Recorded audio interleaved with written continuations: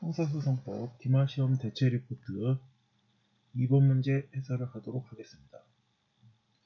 문제를 보시면요. 형사소송법상 상소제도와 관련한 불이익 변경 금지 원칙에 대하여 설명하고 관련 판례 및 형 변경의 예를 들어 작성할 것 이렇게 되어 있습니다. 먼저 불이익 변경 금지 원칙에 대해 살펴보시면요. 피고인이 상소한 사건과 피고인을 위하여 상소한 사건에 관하여 상소심은 원심 판결의 형보다 중한형을 선고하지 못하는 원칙을 불이익 변경 금지의 원칙이라 합니다. 피고인에게 불이익한 일체의 형을 변경을 금지하는 것이 아니라 중한형으로의 변경을 금지한다는 점에서 중형 변경 금지 원칙이라 할 수 있습니다.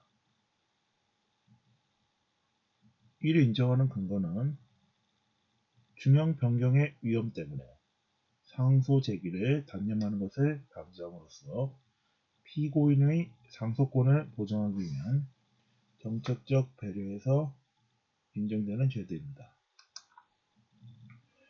적용 범위는요. 피고인이 정식 재판을 청구한 사건에 대하여 약식 명령, 직계심판의 형보다 중한형을 선고할 수 없습니다. 파기환송, 파기 이송을 받은 법원이 피고 사건에 대해 형을 선고하는 경우 파기 전 원판결과의 관계에서도 불이익 변경 금지 원칙이 적용됩니다.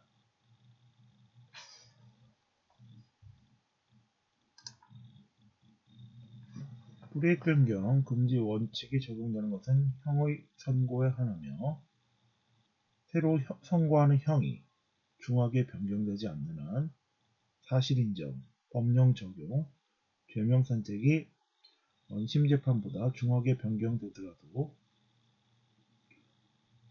불이익 변경 금지 원칙에 반하지 않습니다. 예를 들어 원심에서 절도죄로 500만원의 벌금형을 선고받고 피고인만 항소하여 항소심에서 강도죄가 인정되어 벌금 500만원을 선고한 경우 형이 절도에서 강도로 중하게 변경되었으므로 벌금 500만원을 선고하더라도 불이익 변경에 해당하지 않습니다.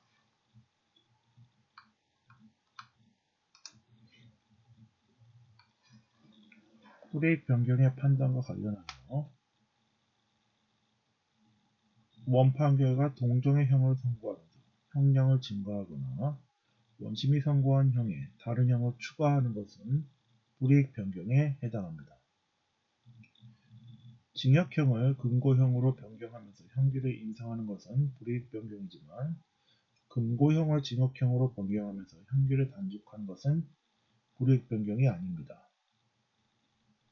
벌금형을 자유형으로 변경하는 것은 불이익 변경에 해당하지만 자유형을 벌금형으로 변경하면서 벌금형에 대한 노역장 유치 기간이 자유형을 초과하는 것은 불이익 변경이 아닙니다. 부정기형을 정기형으로 변경하면서 과거에는 부정기형의 단기를 기준으로 판단하였으나 2020년 전원합의체 판결에 의해 부정기형의 장기와 단기의 중간형을 기준으로 판단하도록 판례 입장이 변경되었습니다.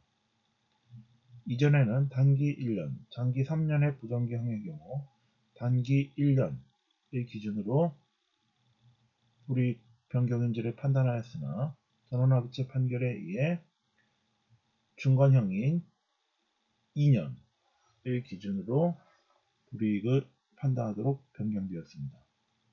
관련 판례를 보시면요.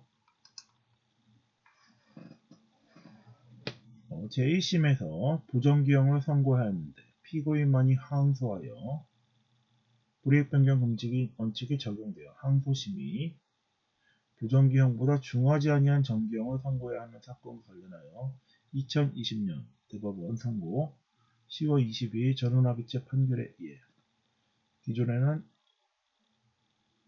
부정기형의 단기를 기준으로 불이익 변경을 판단하였으나 전원합체 판결에 의해 부정기형의 단기와 장기의 중간형을 기준으로 판단하도록 변경되었습니다.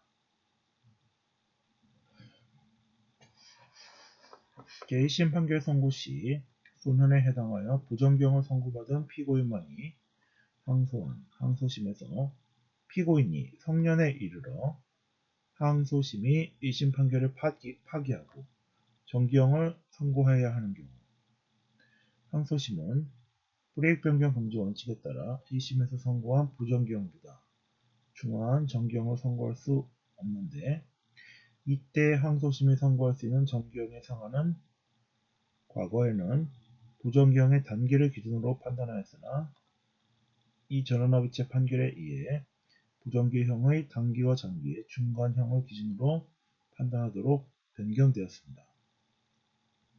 부정기형은 장기와 단기라는 폭의 형태를 가지는 영역인 반면 정기형은 점의 형태를 가지는 영역입니다.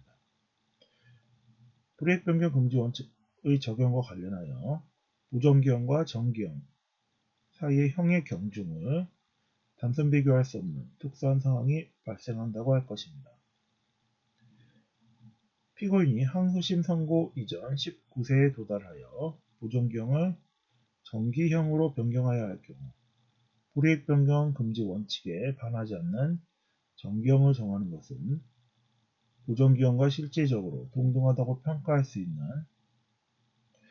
정기형이 부정기형의 장기와 단기에 어느 시점에 존재하는지를 특정하는 문제로 귀결이 된다고 할 것입니다. 형벌은 책임에 기초하고 책임에 비례하여야 한다는 책임주의 원칙과 항소심에서 실질적으로 불이익한 형을 선고받을 수 있다는 우려로 인한 상소권의 행사가 위축되는 것을 방지하기 위해 채택된 불이익 변경 금지 원칙은 형사법의 대원칙입니다. 부정기형의 단기부터 장기에 이르는 수많은 형 중 어느 정도의 형이 책임주의 원칙과 불이익 변경 금지 원칙의 제도적 취지 사이에 조화를 이룰 수 있는 적절한 기준이 될 수 있는지 항소심 법원이 소년법을 적용할 수 없게 된 피고인에 대해 책임주의 원칙에 따라 적정한 양형권을 행사하는 것을 과도하게 제한함으로써 피고인에게 부당한 이익을 부여하게 되는 결과를 방지하면서도 피고인만이 항소한 사건에서 제1심 법원이 선고한 부정기형보다 중한형이 선고될 위험으로 인해 상소권의 행사가 위축되는 것을 방지할 수 있는 기준이 되는 정도를 정할 필요가 있습니다. 부정기형을 정기형으로 변경할 때 불이익 변경 금지 원칙의 위반 여부는 부정기의 단기와 장기의 중간형을 기준으로 삼는 것이 부정기형의 장기 또는 단기를 기준으로 삼는 것보다 상대적으로 우월한 기준으로 평가될 수 있습니다. 살인죄 및 사체 유기죄를 범한 피고인이 1심 판결 시 소년에 해당하여 장기 15년, 단기 7년의 부정기형을 선고받았고 피고인만이 항소하여 항소심의 성년에 이르러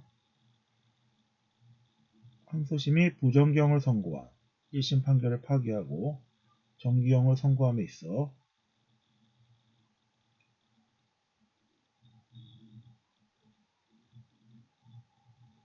종전의 입장은 부정기형의 단기를 정기형과 비교하여 불이익 변경 금지 원칙 위반 여부를 판단하여 피고인에 대해 단기 7년을 초과하는 형을 선고할 수 없다는 입장을 취하였으나 입장에 따라 징역 7년의 원심은 선고하였습니다. 대법원은 판례를 변경하여 이 경우 부정기형과 실질적으로 동등하다고 평가될 수 있는 정기형으로 항소심이 선고할 수 있는 정기형의 상한은 부정기형의 장기와 단기의 중간형에 해당하는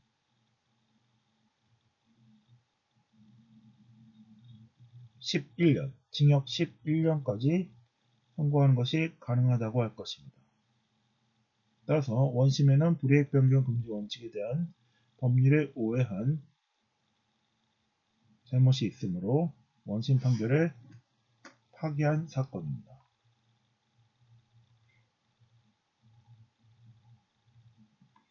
따라서 불이익 변경 금지 원칙과 관련한 부정기형을 정기형으로 변경하는 경우 과거에는 부정기형의 단기형을 기준으로 판단하였으나 전원합의체 판결에 의해 부정기형의 장기와 단기의 중간형을 기준으로 판단하는 입장으로 변경되었습니다.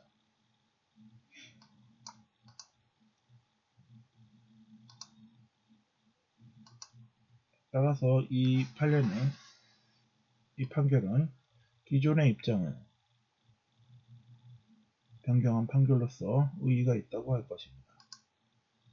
따라서 형사소송법상 상소제도와 관련한 불이익 변경 금지 원칙에 대해 기술을 하시고 이와 관련한 의미 있는 판례를 적어주시면 되겠습니다. 이상으로 형사소송법 기말시험 대체 리포트 2번 문제 해설을 마치도록 하겠습니다.